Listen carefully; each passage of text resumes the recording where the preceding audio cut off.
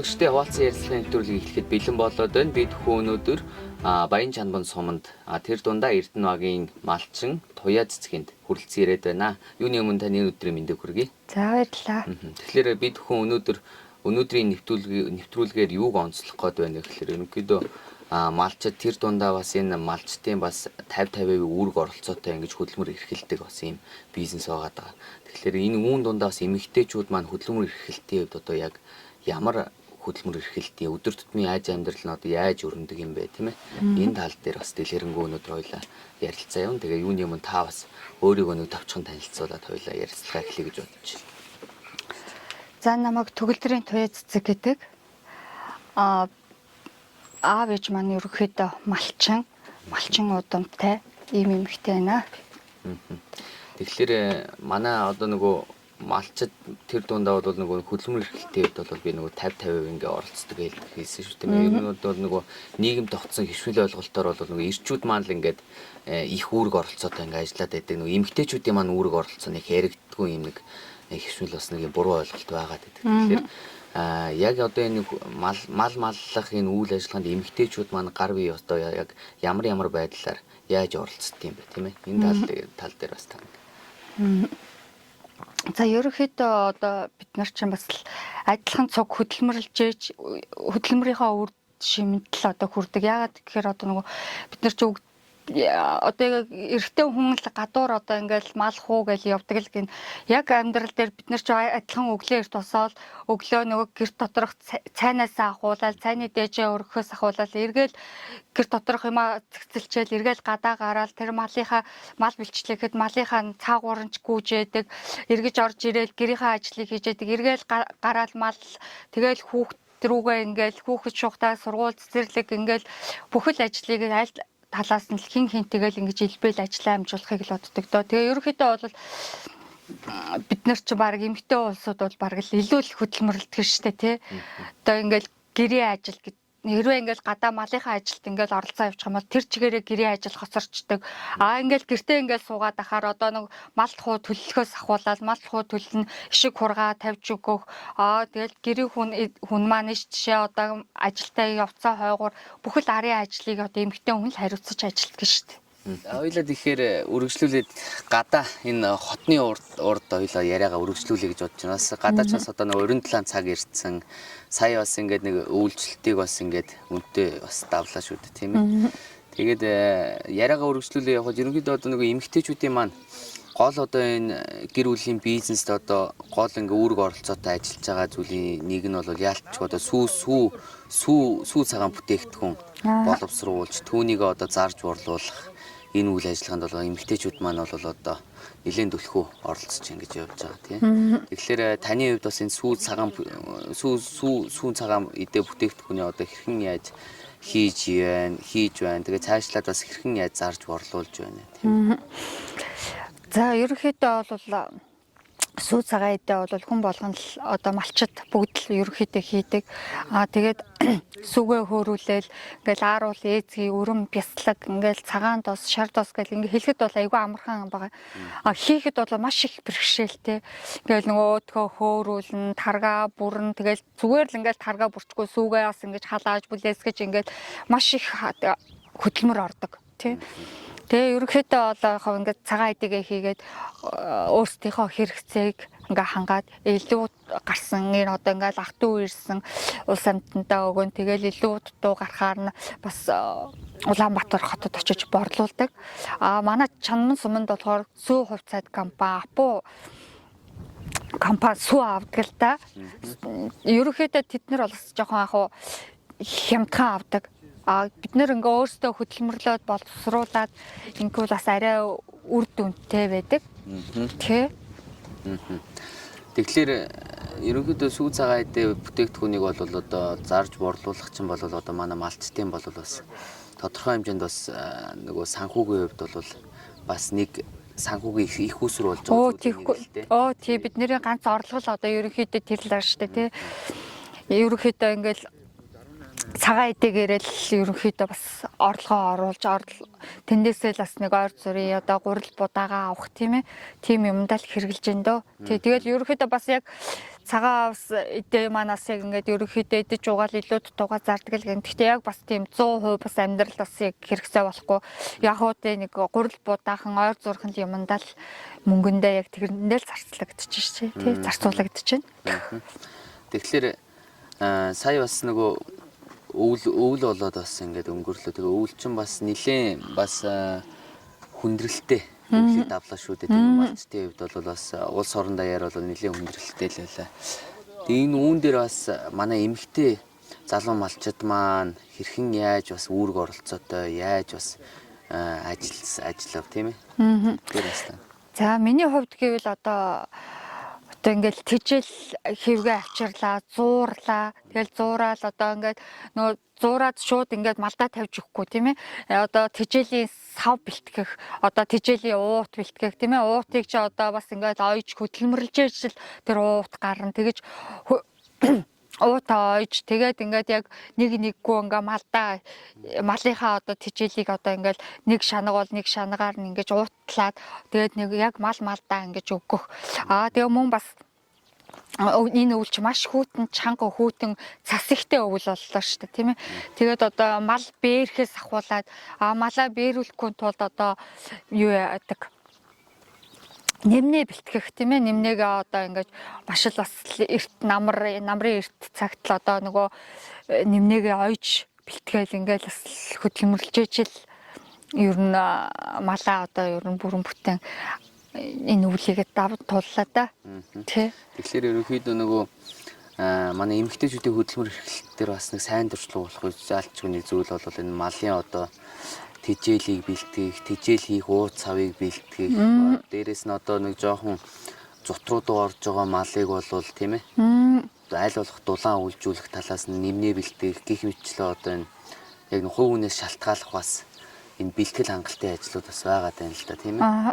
Мэдээч тэгэл яг ямар ч бэлтгэлгүй мална гэж бол байхгүй. Бэлтгэлээ сайн хангаж ижил ер нь мал өсөж үрждэг юм байна. Тий. Би Улаанбаатар хотод 3 дугаар сургуульд багшилж ирсэн. Тэгээ 15 оноос хойш хөдөө ингээ мал дээр гарсан. Тэгээ шантрах одоо тийм юу л их л байла.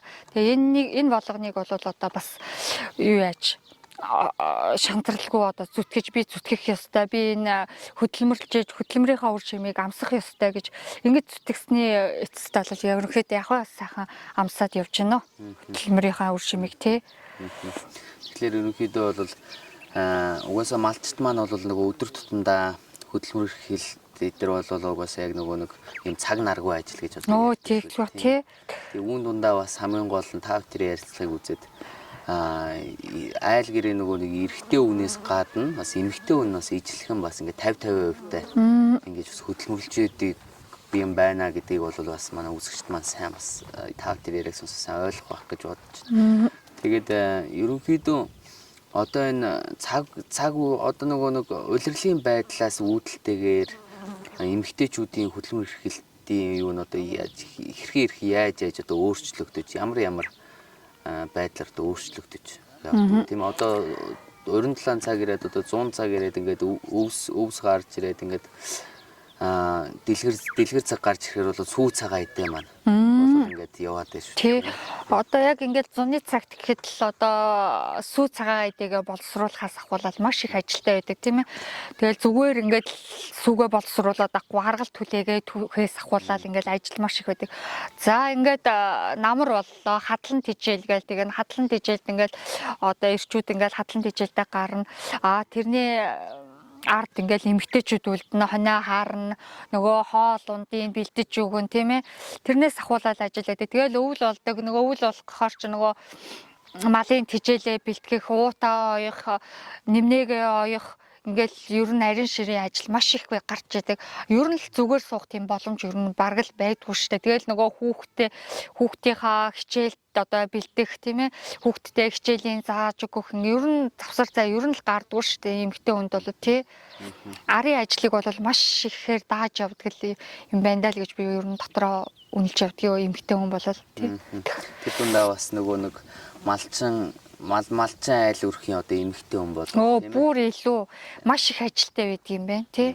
Ер нь зүгээр суух ямар ч боломж байхгүй. Нэг амарч хийсэн гэхэд амрах ямар ч боломжгүй нэг за энэ нэг амарч ингэ сууж явахын хооронд за нэг нэвнэ ч гэсэн ойчих юмсан. За нэг тижээлийн ууд ч гэсэн оёо суучих юмсан ингээл ядаг тий. Тэгэл ер нь өвөл болдог. Тэгээд нэг хүүхдийнхаа дээлэг ч гэсэн ингээд ойчих юмсан энэ завсар нь гээл ингээл малаа тижээгээл дуусаад гэртээ орж ирдэг. За энэ одоо нөгөө сар шин болох гэж байна. За өвлийн хүүтэн болж нэг өвлийн бэлээч гэсэн нэг оёо суучих юмсан гээл нэг тиймэрхүү ажил бол ердөөс барагдахгүй тий. Тэгээд үүн дээр бас нэг тусдаа нэг одоо том ажил байгаа нь яалтч нэг хүүхдийн сургууль цэцэрлэгийн боловсрол тийм ээ. Дээрээс нь одоо нөгөө малчин айл өрхүүд маань сумын төвөөсөө бас хэр зайтаагаас шалтгаалаад бас хүндрэл бэрхшээл бас их гарна шүү дээ тийм ээ.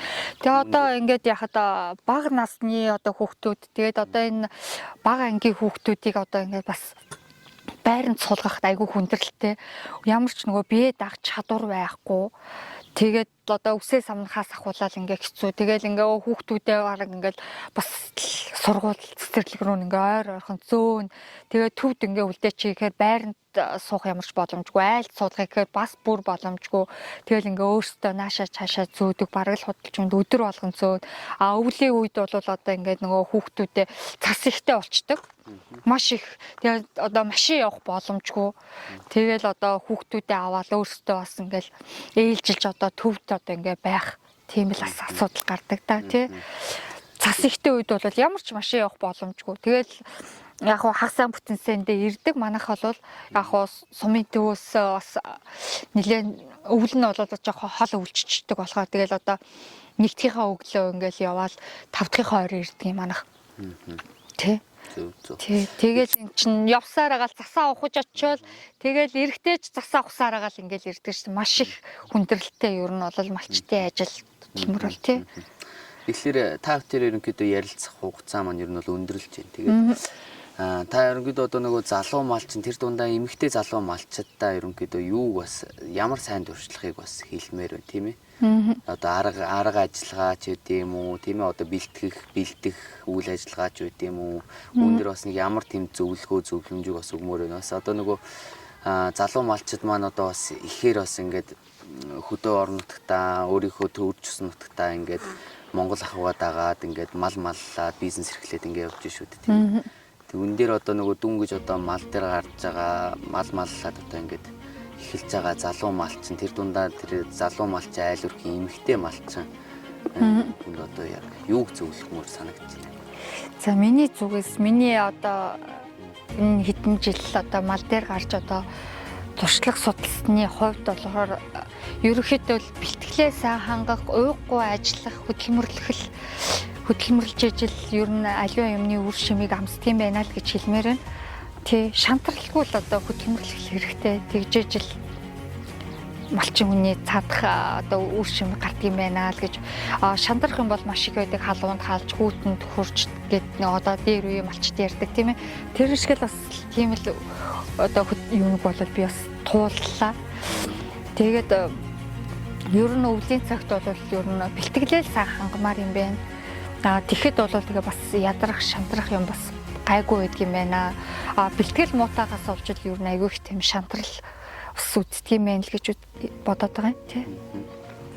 За бидний ер нь өвлийн ер нь малаа ерөнхийдөө 100% одоо хорогдлгүй авсны маань үр шим бол ерөнхийдөө малын гашаа хороол байдаг юм байна.